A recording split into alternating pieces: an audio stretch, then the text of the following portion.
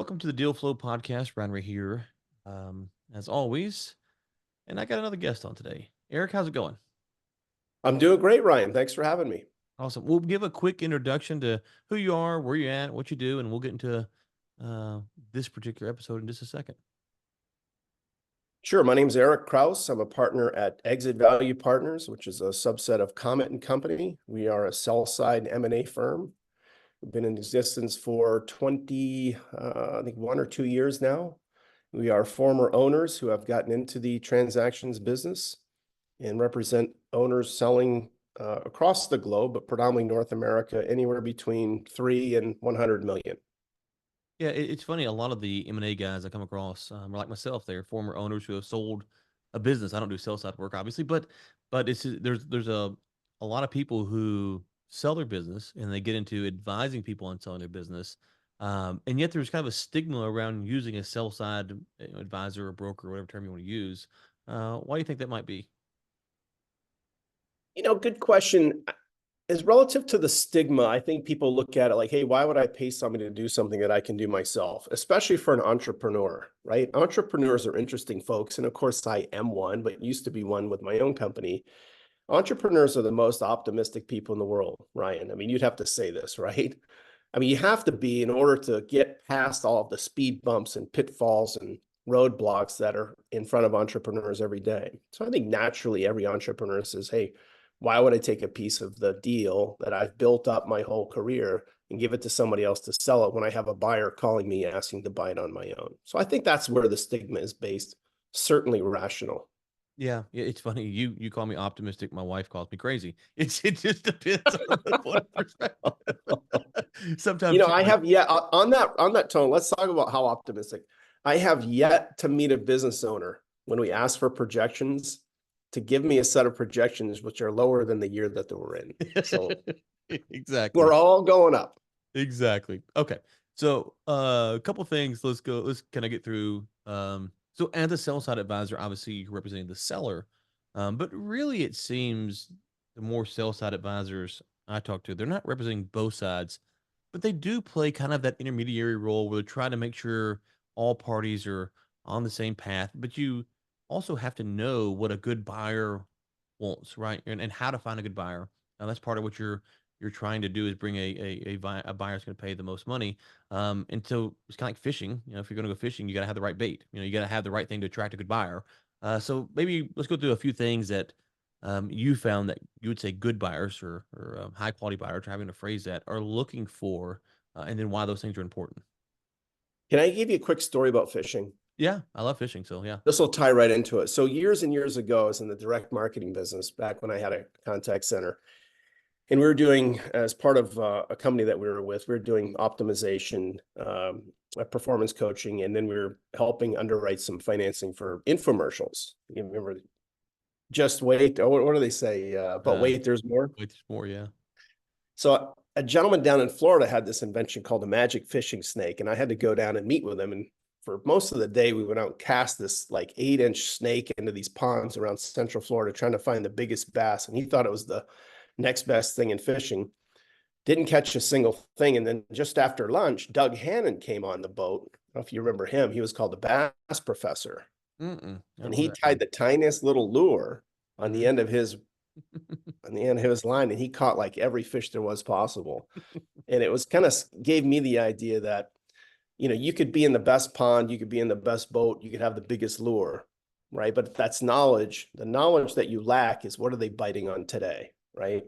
And I think Right. that goes to what we're talking about here on this podcast. And if you're going to sell, I don't care what it is, right? You want to know what that buyer or the ideal buyer is looking for, right? That's going to set you up for the best possible transaction, most repeatable, the highest price, et cetera. So I think before any sellers in business, people looking to sell what's typically the largest asset they'll ever own in their lives, I think one thing that's very important is for each seller to understand what the buyers in that market are looking for. And we'll go over 4 or 5 things today that I wish every seller knew or knows before they try to get into a transaction. Yeah. Okay. So, I'll tell you what I always say. I'm curious if you would agree with this or not. I know it's on the list, but I'm curious if you'd say it's number one or not. I always tell potential sellers, and this is for perspective. I'm not talking to someone who's got a CFO, and I'm talking to average small business owners, right? So guys who, guys or gals are doing it themselves. They might have a bookkeeper, maybe their CPA is doing it, but they don't have a CFO on staff. The first thing I always say is make sure your books are good. They're clean. They're crisp. To me, that's always number one. Um, I know it's on the list for you. Is it number one, or is there a different one that you like number one? I don't, it's funny, number one in terms of what the buyers want, or number one in terms of what should the sellers want, right? I think clean Well, financials are what not everyone yeah, wants. yeah. That's good. That's a good Let's distinction. take that one. That's Yeah, universal. Like everybody wants that one. yeah. And let's describe what clean means, right? Look, our tax code incentivizes us to run our books in such a way where it lowers our tax burden, right? And then every year we show the lowest possible profit. Finally, in one year, we decide to sell, and we've got to show the highest net income, adjusted EBITDA, SDE, whatever you want to call it, right? So we're doing two different things here. And I think buyers completely understand that. It's made up for in, the discretionary piece of the SDE or the adjustments in EBITDA. What we're trying to find, not necessarily like the gold standard would be audited books. And let's Mhm. face it, audits are expensive. Small business owners, it's probably not worth the ROI. Larger business, 15, 20, 30 million, it'd be worth the investment to have it audited.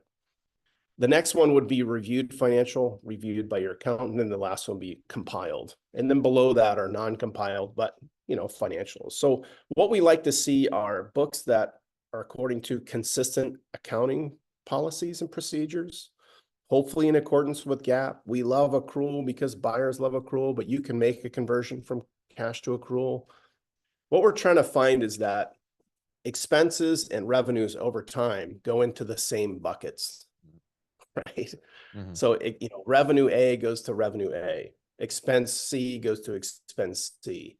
And over time, that we can paint a picture for the buyer to which they can do due diligence and understand, okay, here are the financials based on invoices or receipts. Those ultimately become cash and deposits and bank records, and then everything, what they call ties out. So that everything makes sense either through a quality of earnings report or a proof cash report, however you want to do it. But we want something that proves out. It doesn't have to be perfect. It doesn't have to be audited. We just want something that ties out. Yeah, and okay, so I said it's number one, and you said, well, it depends on the perspective. I'm glad you clarified that. For me, what I'm pushing on there is, when I talk to an owner about selling, it seems that oftentimes, if I send them someone like yourself or a PE group, one of the complaints is, "Hey, man, these books are a wreck." Like I don't even know to get started. So that's why I always talk about sellers. If you think about selling, you know, not today. If you're going to work with someone like your group or another group, then you guys can help with that. But if you're saying, "Hey, you know what? I'm considering selling next year, next 2 or 3 years. Now is the time to start getting the books in order." Right? That's you don't want to. The sooner you can do it, the better. It would seem. Yeah, 100%. Obviously, you want to be on some type of a system. QuickBooks is, the most widely used system. You want something that can be exported, something that's not a manual Excel spreadsheet, if possible. QuickBooks is kind of the most used one out there, but you start there. Very consistent accounting power, really bookkeeping policies and procedures. And then from an accounting perspective, how you treat various things on the income statement and balance sheet are ultimately important because they will reflect what actually happened in the business. And you think about it from the buyer's perspective, what are they buying, right? They're buying a mechanism which will show profits long term that they can recapture their investment and then make a certain amount going forward. So buyer's really trying to find something that says, okay, if I pay $1 for this, I'm going to make 10 cents a year, and I'm going to get that money back in 10 years. Mhm. And that's having clean financials is the first input into showing that payback period. Yeah, and just one other final thing on this.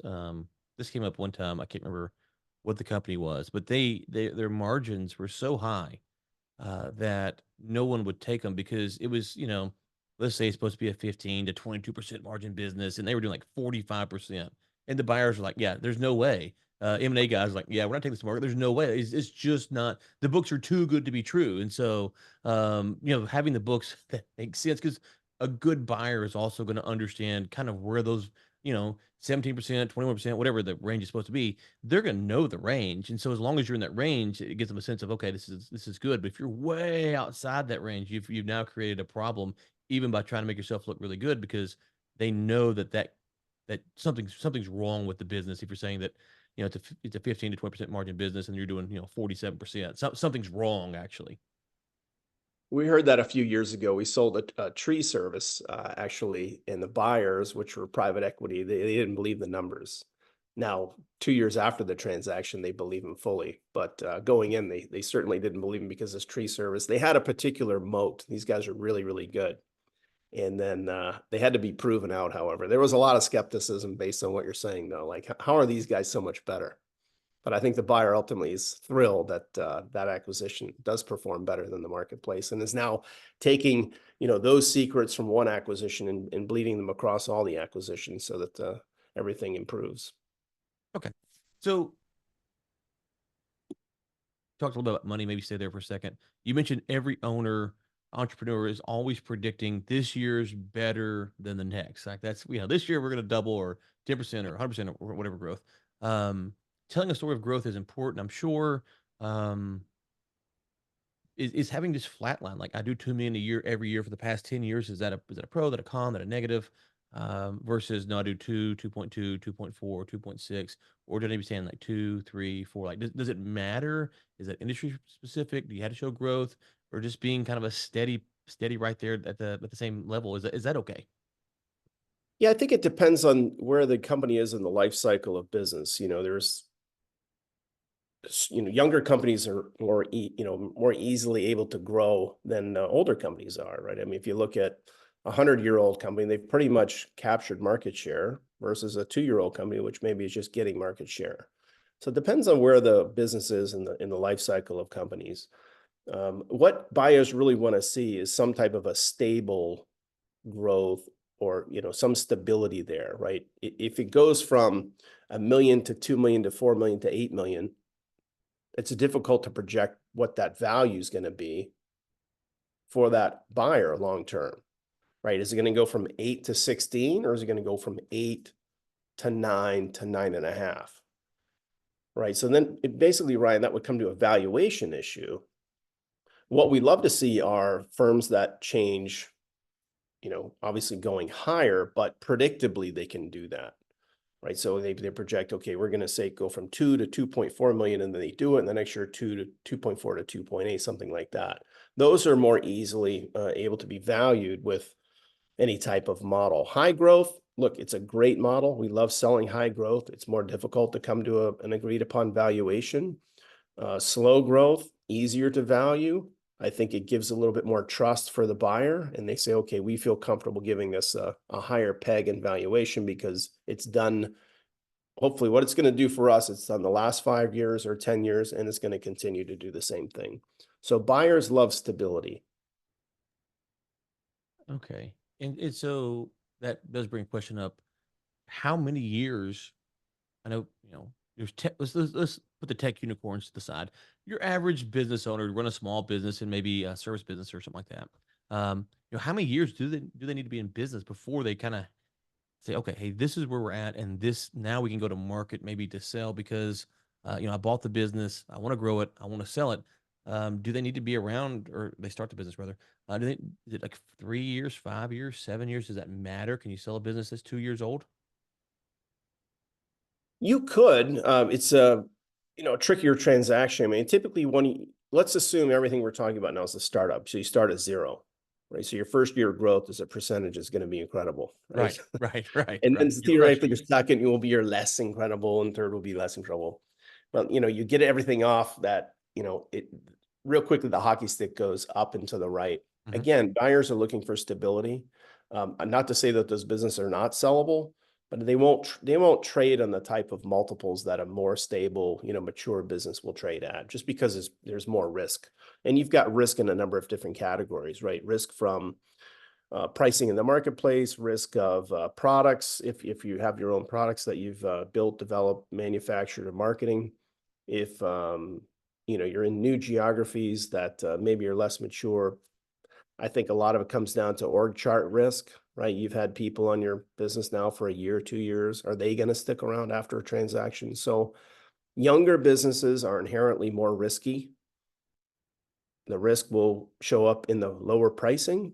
So they can be sold, but they will be sold at a lower valuation than a more mature company at a kind of a longer rate with longer tenured employees and clients, et cetera. Mm.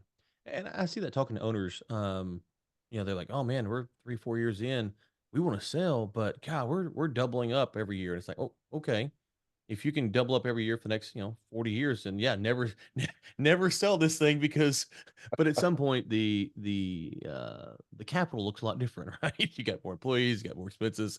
It's a lot harder to balance those things. And I think that is tough for owners, especially a business that's less than 5 years that did wanna grow it, does wanna sell it. They try to get in the spot of, when do we kind of level this thing off? Because you can grow businesses extremely fast if you're good, early on, and then to your point, you gotta do something different to keep that growth rate going, either bring a different business in or, new division or whatever. You mentioned org charts. Okay. This is a question we ask every potential seller. How involved in your business are you? And sometimes they will say, "Man, without me, this thing can't run." And I'm always like, "Oh, oh, uh-oh, uh-oh." Unless you're selling to the right buyer, you might have said the wrong answer. Is not always the terrible thing to say, but there's a lot of pride, as you mentioned, in starting a business or buying a business and running it and owning it. But to me, this is one of the things that um, I'm not sure all owners have a good understanding of why it's important to possibly separate themselves from the business if they're looking to sell, and how to go about that. Like, who should they be bringing in to help them? From an org chart perspective, who should they be bringing in to help them kind of step away so that it is transferable to someone else? Probably the two most important questions, even before you consider a transaction, though, the number one would be, why am I selling? Right? I mean, do I want to go do other things? Am I retiring? Am I getting divorced? I mean, do I have some type of a terminal health condition, right? All those things need to be fleshed out, and that kind of sets the tone for the strategy of both the seller and the buyer. Younger organization, let's say we've got a younger organization that's 3 years in, and the owner says, "Look, I love doing IT. I'm an IT company. I hate HR. I hate sales. I hate doing accounts receivable. So I want to keep working, but I just want to spin 3 plates instead of 12." Right. So that's a different rationale than the owner who's 65 and has an HVAC company, no children in the business, no real succession plan, and says, "Look, I just want to retire." Right. So understanding your why is really, really important. Right. From there, once you kind of get your why down, really the next thing to go about is, how am I going to transition out of this thing? Right? Do I handle, right, all of the sales? Do I handle all of the client services? Do I handle the accounting, the finance? Do I handle the HR, the hiring, et cetera? And what we try to say to owners, we came up with this thing called the PACT team, PACT. And this is a really, really important thing. So the people who handle, or the executives or supervisors and managers who handle your sales, that's your people process. Sorry, let's do people process first, right? So your HR and your process. So if it's HVAC, who are your technicians, who handles your HR, et cetera. A is accounting, finance. C is clients, either new or existing. And T is technology. And look, every business utilizes some type of technology, whether it's someone carving headstones or, an MSP. So the PACT team, those 4 people, or the people who are running those 4 departments, if they are already in existence in the company and will transition with the owner, then that business will be ready to sell. So kind of go to, why am I selling, and is this business ready to sell? And having a solid org chart there is really at the top of minds of a lot of buyers, because they can maintain that stability and predictability of just the service level of the business, right? It's going to continue even after this owner departs, retires, et cetera. Yeah, Does that make sense? yeah, no, it makes sense. And then I'm thinking, if I'm a business owner, I'm trying to grow a business, or bring these people in to help me sell. How do I ensure that they want to stay on after a transaction so that the buyer wants to buy? Like, they may all leave. So is that part of a contract negotiation? Is that incentivizing them? Like, how do you keep these key people around from the seller standpoint so that the buyer, is wanting to, bring them on and transition them as well? again, kind of going back to the why, right? The two different things. If you have a younger seller who's selling to a larger org, let's say a PE firm, and they want to stay on board, then that's an easier task to go to your team and say, look, here's why we're doing it, right? We're going to be able to do more with less. We're going to be able to go from a $5 million company to a $100 million company. We'll have more things to sell. We'll have more backup. Maybe all of us can go home and stop answering emails at 5 o'clock on Friday night, all those things. If an owner wants to retire, right, then it's more important that they really meet with, I mean, hopefully you got to be careful on this one. This is a really, really sensitive topic. Like, who do you tell in your organization that you're selling? Because you might lose people before you even start a transaction. So you have to be very cognizant of, there is risk here in bringing people on board. However, there's also risk in telling your people too late that I've sold this. So you need buy-in, and whether that comes through, agreements you have with existing or key employees, or you have a frank conversation with them and say, look, this is what I'm going to do and why I'm going to do it. And I think the big thing, Ryan, is to understand, based on your why, that the strategy has to involve finding the right buyer, right? It's not as easy just to say, okay, this person called me, I'm going to sell to them. What we as advisors do primarily is we find the right fit, right? And the right fit means, for the owner who wants to retire, all the stakeholders that he or she cares about are taken care of during the transaction. So that means your clients, your employees, your vendors, et cetera. You make sure that buyer is going to do what you want with the company after you are no longer there. Now, a lot of times that comes down to just, do I like this person? Do we have similar goals? Do we look at our industry and the world the same way? And Ryan, what we find is 99 out of 100 times that if you put the fit first, not only do you have higher retention from your employees and your clients, but ultimately you wind up getting the highest selling price. No, I mean, I think about a year and a half ago, I kind of cobbled together this saying, which is sales is the right offer to the right prospect at the right time. And ultimately, what that means is, there's all these things about how to be a great closer and how to do all this stuff. But ultimately, if you find the right fit and you talk to them at the right time, it becomes really easy to make a sale. And the same thing here is when you're selling a business, it's two people or people or group of people, whatever it is. And so it has to be a fit, like trying to convince someone to buy or to sell.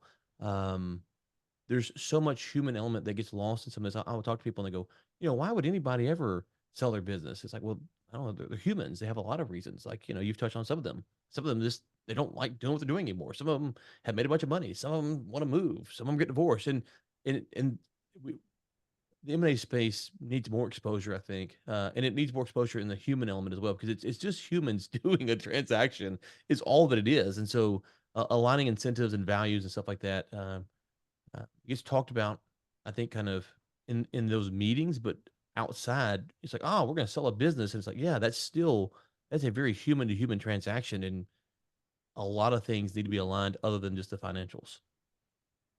100%. If you think about it from and I hate to call anybody's business small, right? Because it's a big piece of their life. It's a big piece of their career. Sure. It's represented a lot of things. It's typically the largest the largest asset they'll ever own in their lives. Mm-hmm. And oftentimes it's the most risky. It represents their retirement, right? Their nest egg, their kids' inheritance, their, dreams of, having a second vacation home. It represents a lot of things are captured in that asset, and a lot of personality to it as well. And a lot of times it means, frankly, as much to them as not just career, but it could be a part of their personality. I mean, I don't want to put it above family, right? But let's face it, it's their baby. It is.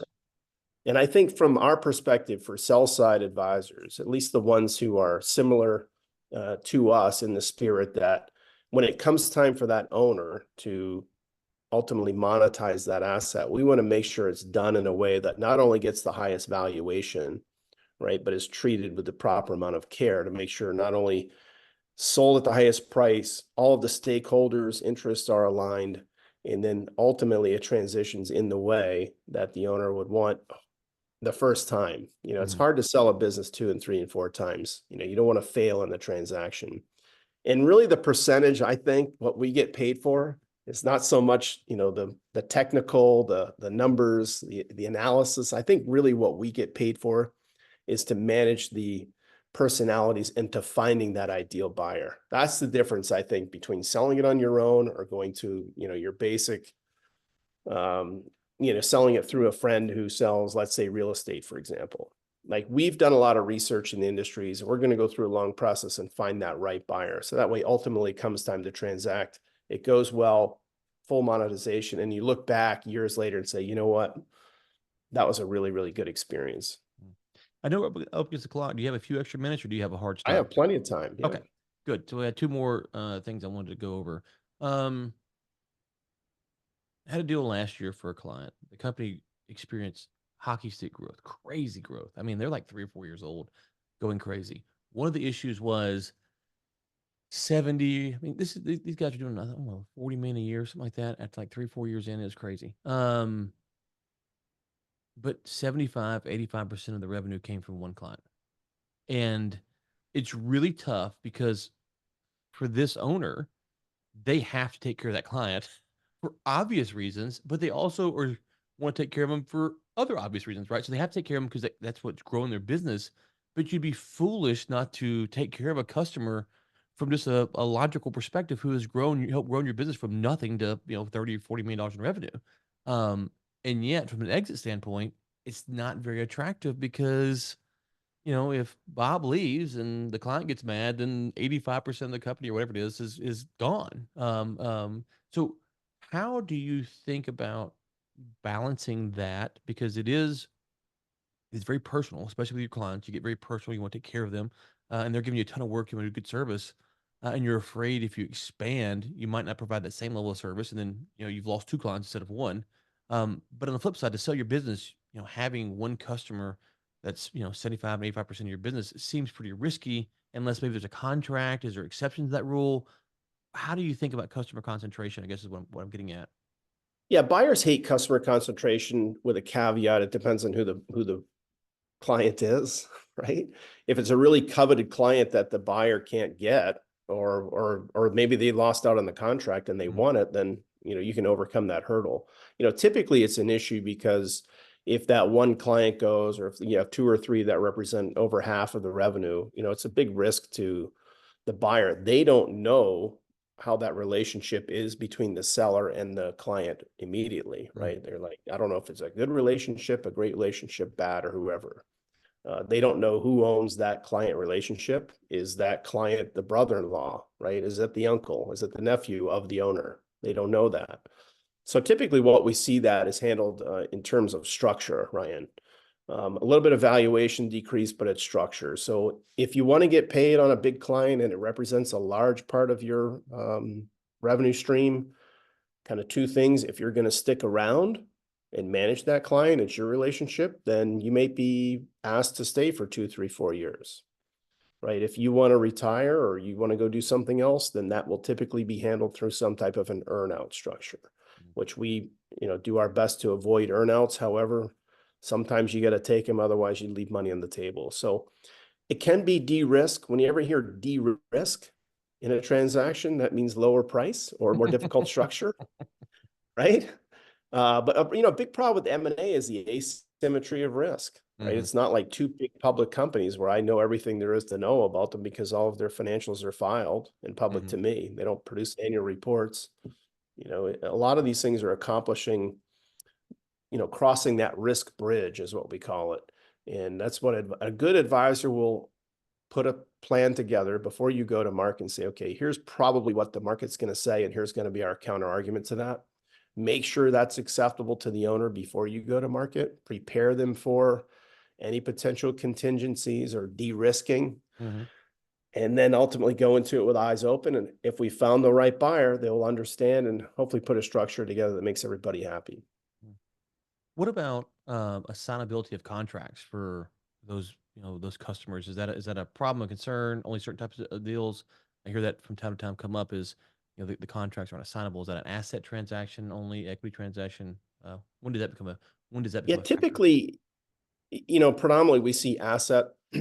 purchases, not stock purchases. There's a number of different reasons for that. The number one reason is just better for the buyer from a tax perspective to buy assets.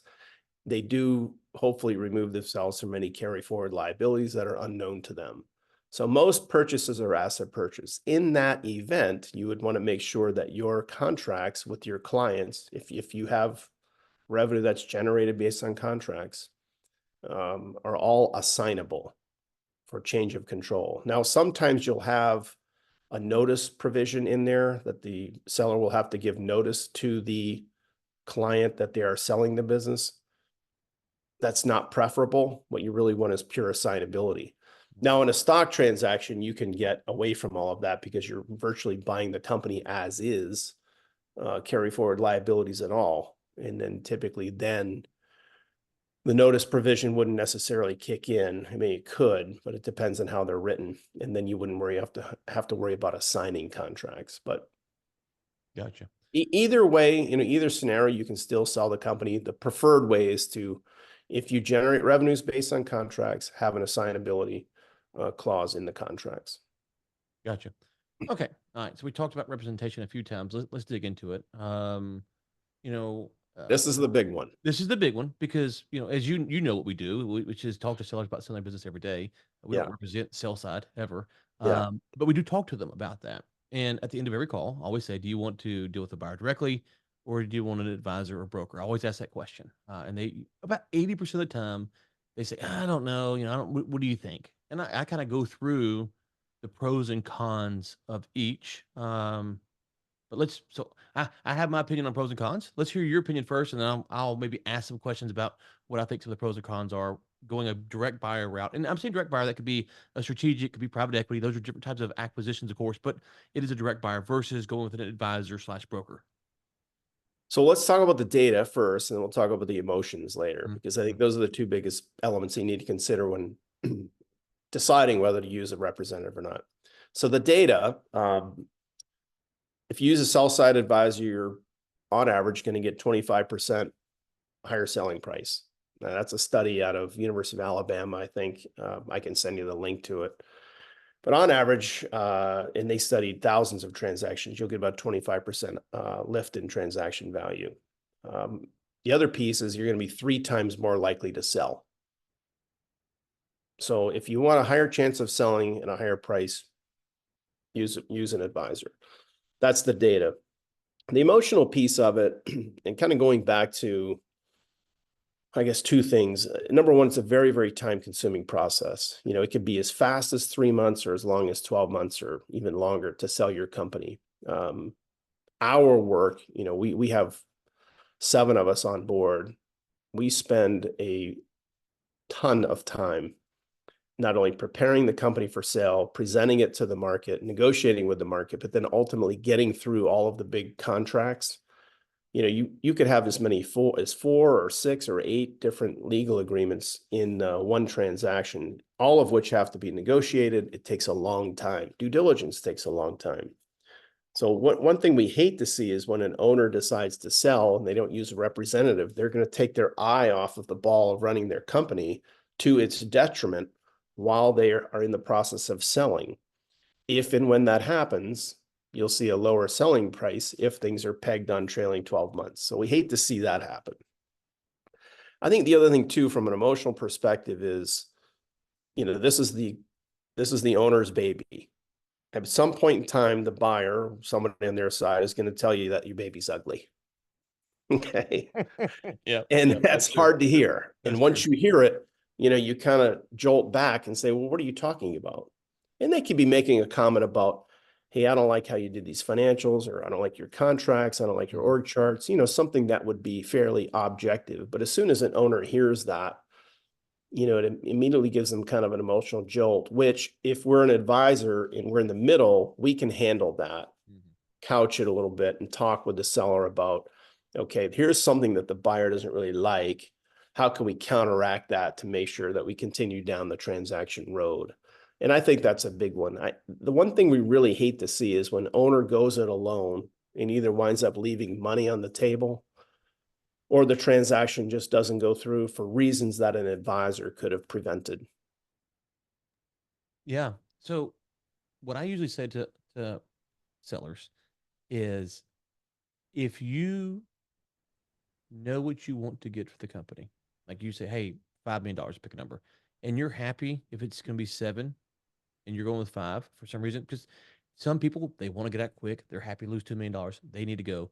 But you said, say, hey, if you know what you want for the company, you have someone that you know will pay you that money, um, and you're willing to go through the process, then yeah, maybe maybe it is better to go solo, or to talk to a one-off buyer.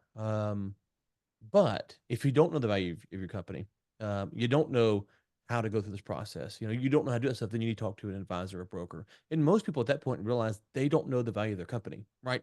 They go because that's the core problem. I know what my tax return says. I know what I make, but what will someone pay for it? I don't know. We talked to a group last year. They valued their company at I don't remember. We'll say it's 10, $11 million.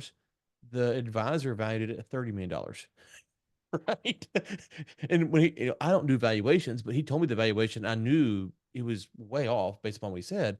And so we talked to an advisor. He realized he was 3x off what he thought. Um, but if you said, hey, I want to sell it to my partner, or I got an employee I want to sell it to. I don't want to take it to market. I want to give it to them, or I have someone I want to sell it to, and I want to get this for it.